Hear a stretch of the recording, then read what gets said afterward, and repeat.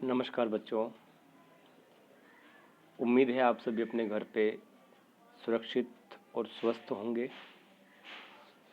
त्योहारों के मौसम में भीड़ भाड़ से बचिए, कोशिश कीजिए घर पे रहें।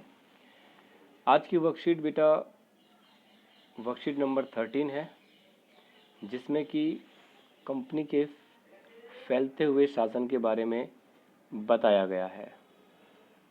कैसे कंपनी ने अपने शासन का विस्तार किया। तो सबसे पहली जो हेडिंग है आपके पास, शुरुआत कैसे हुई थी कंपनी की, या कंपनी ने किस तरह से अपने शासन की शुरुआत की थी। तो बक्सर की लड़ाई यहाँ पे आप देखते हैं लिखा हुआ है। ये 1764 में हुई थी बक्सर की लड़ाई। जगह है बक्सर, वहाँ पे ये लड़ाई हुई थी। इस बक्सर की लड़ाई में जो भारतीय रियासत थी उन्हें रेजिडेंट कहा जाता था। तो अब कंपनी ने क्या किया, कंपनी ने ये कहा कि हम आपके हितों को बढ़ाएंगे, यानी कि हम आपको आपका भला करना चाहते हैं। इसलिए उन्होंने ये तय किया कि किस जगह पर किस पद पर कौन बैठेगा। ऐसा करके कंपनी ने अपने अधिकारियों को अलग अलग पदों पर बिठाना शुरू कर दिया।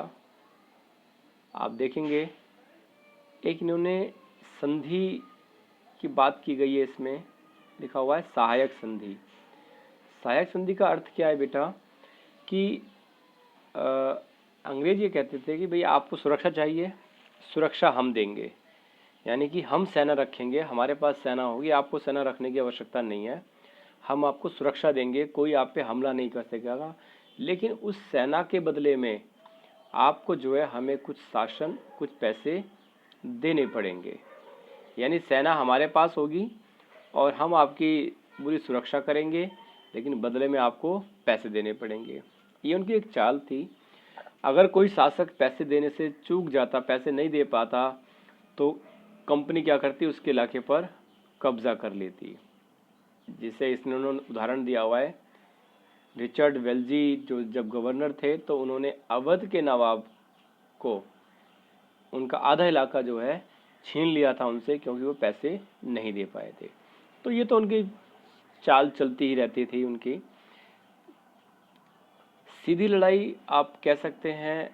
जो अगला हेडिंग है आपके पास, मैसूर का टीपू सुल्तान, बहुत फेमस नाम है ये।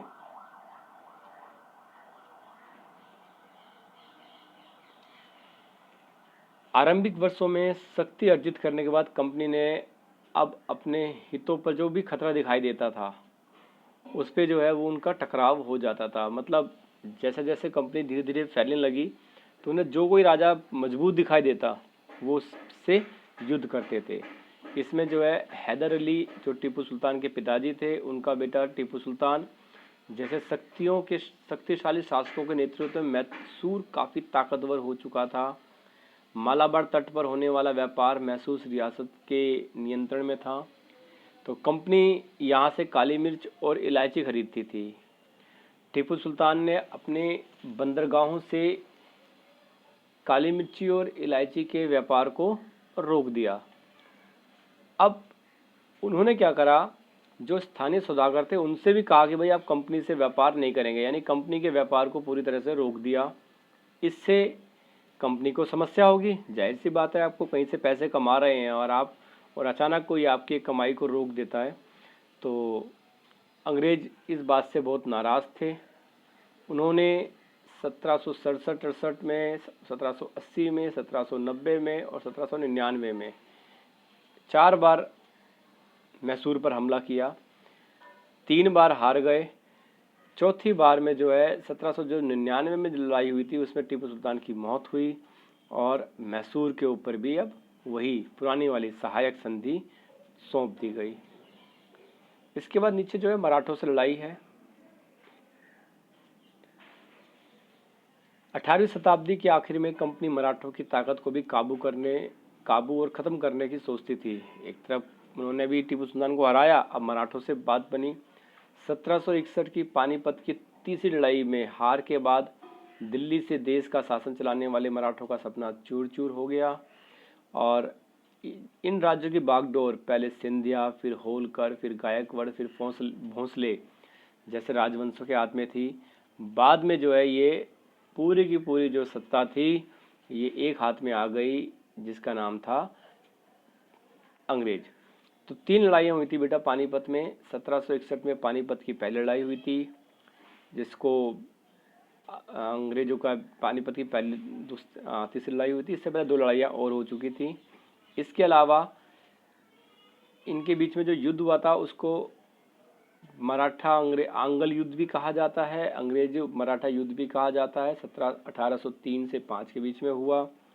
तीसरा युद्ध 1817 से 1819 के बीच में हुआ।